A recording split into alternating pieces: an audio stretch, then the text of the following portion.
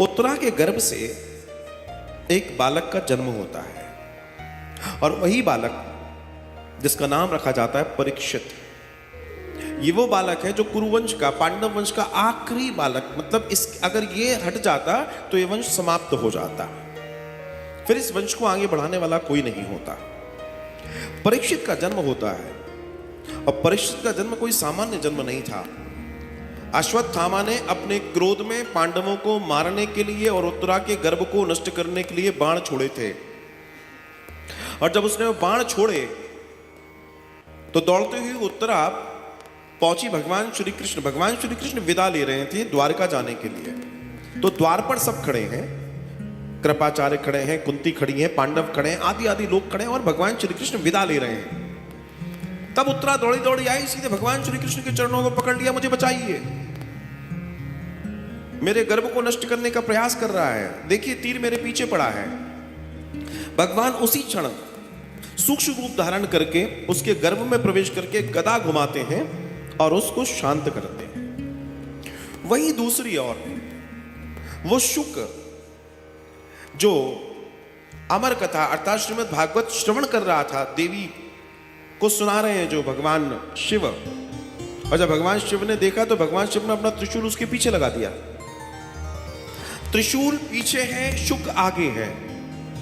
शुक उड़ा चला जा रहा है, उड़ा चला जा रहा है, और शुक जाता है एक ऐसे स्थान पर जहां एक सुंदर वाटिका है, उसमें एक पेड़ के नीचे एक स्त्री बैठी है, बड़ी तपस्विनी है, नाम है वेतिका। उसने उबासी ली और सूक्ष्म रूप लेके वो उसमें प्रवेश कर जाता है।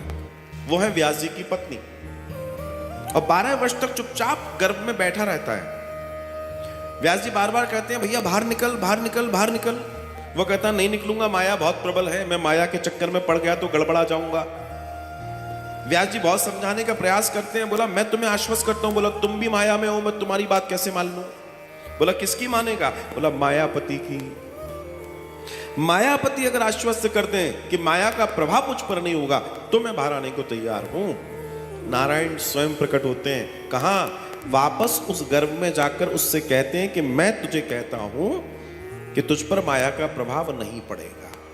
अब यहां एक बहुत सिमिलर, बहुत सुंदर बात देखिए कि परीक्षित और सुखदेव इस कथा के मूल पात्र हैं, और इन दोनों को ही भगवान ने गर्भ में दर्शन दिया है। ये अपने आप में एक दिव्यता है, दोनों को गर्भ में दर्शन मिला है, ये सामान्य घटना नहीं है, और इन दोनों को किसी को भी कम या ज्यादा नहीं आंका जाए।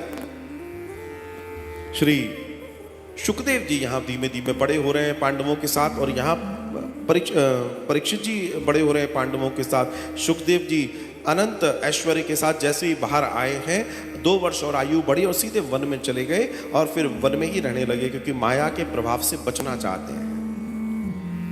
व्याकुल हैं व्यास जी, कैसे मैं अपने पुत्र से मिलूं, कैसे पुत्र से मिलूं। उन्होंने जब ये श्रीमद् भागवत कथा लिखी तो जो गुरुकुल के शिष्य थे, लोग थे, जब वन में जाते समिधा लकड़ी आदि इत्यादि लेने तो उनको सिखा दिए, बोला इनको गुनगुनाना, ये इतने मधुर हैं कि वो बस में आ जाएगा। और यही हुआ था, क्योंकि वैसे तो आने को तैयार नहीं थे, अगर श्लोकों को सुन सुन के इतना प्रेम हो गया सुखदेव जी को कि उन्होंने कहा भैया किसने, कहां से सीखे तुमने, बोला आओ हम तुम्हें बताएंगे, तो वापस लौटे हो।